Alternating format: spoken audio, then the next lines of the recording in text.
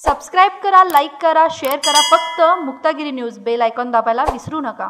उत्तम दर्जा, गुणवत्ता व विश्वासाचे अतूट नाते म्हणजेच ठक्कर बिल्डर्स अँड डेव्हलपर्स. भूकंपरोधक व ग्राहकांच्या गरजेनुसार बांधकाम क्षेत्रातील एकमेव नाव ठक्कर बिल्डर्स अँड डेव्हलपर्स.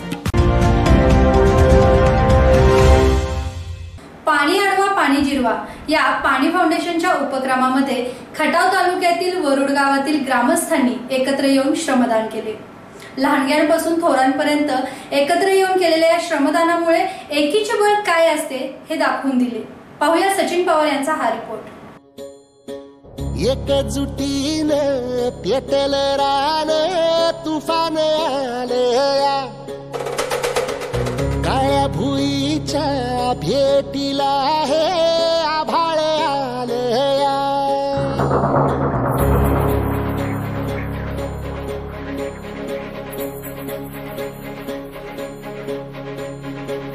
एकजुटीने पेटल रान तुफान आलया,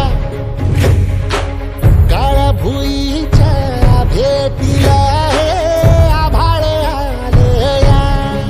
ढेगाळ माय मातीच्या ह्या डोळ्यात जागली आस, घेऊन हात हातामंदी घेतला लेकरांनी ध्यास. लई दिसानी भारल्या वाणी शिवार झालया,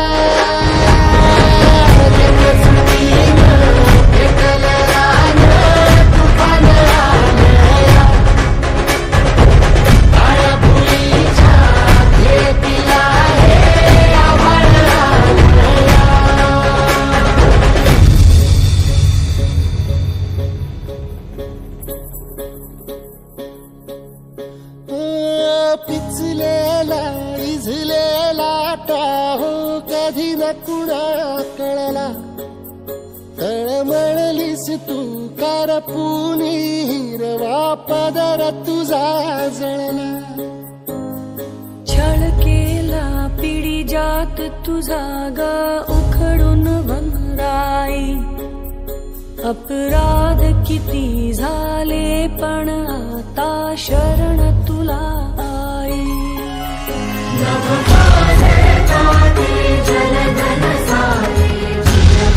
पाणी फाउंडेशन जिल्हा समन्वयक सातारा पुणे आज खटाव तालुक्यात 65 गावं स्पर्धेमध्ये वॉटर कपच्या उतरलेले आहेत.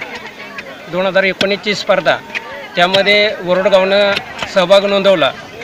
गावातल्या 5 लोकांनी प्रशिक्षण घेतलं आणि प्रशिक्षणाच्या माध्यमातून पाणलोटाचं टेक्निकली काम कसं करायचं हे ज्ञान घेऊन त्यांनी आपल्या शिवारातच आज काम चालू केलं.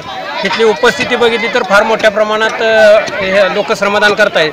रोज 500-600 लोक, महिला, लहान मुलं, वयस्कर माणसं असतील, काही अपंग व्यक्ती असतील, या सगळ्यांच्या माध्यमातून इथं फार मोठ्या प्रमाणात काम चालू आहे. या ठिकाणी CCTचं काम चालू आहे आणि CCTच्या माध्यमातून डीप CCT असतील, या माध्यमातून या भूगर्भावरती पाणी मुरणार आहे पडल्यानंतर, पाऊस पडल्यानंतर. आणि ह्या पाणीसाठ्यातून ह्या भूगर्भातल्या ह्याच्यातल्या पाण्यावर म्हणजे मुरवलेल्या पाण्यावरती हे गाव भविष्यात एक पाणीदार गाव असणार आहे. कारण ह्या लोकांचं कष्ट वाया जाणार नाही. प्रत्येक घाम गाळलेल्या ठेंबाचं कष्टातून या गावात एक पाणी निर्माण होऊन या बाजूला गाव ह्या पूर्वे बाजूला असल्यामुळं तिथून जे पाण्याचं भूगर्भात जे मुरणारं पाणी आहे, त्याचे मोठे तलाव असतील, त्याच्या खालचे ओढे असतील, नालाबांध असतील, या सगळ्यांना या कष्टातून पाणी निर्माण होणार आहे आणि भविष्यातलं हे गाव सुजलाम सुफलाम होणार आहे. आज या ठिकाणी जर बघितलं तर फार मोठ्या संख्येनं लोक श्रमदानाला येतात.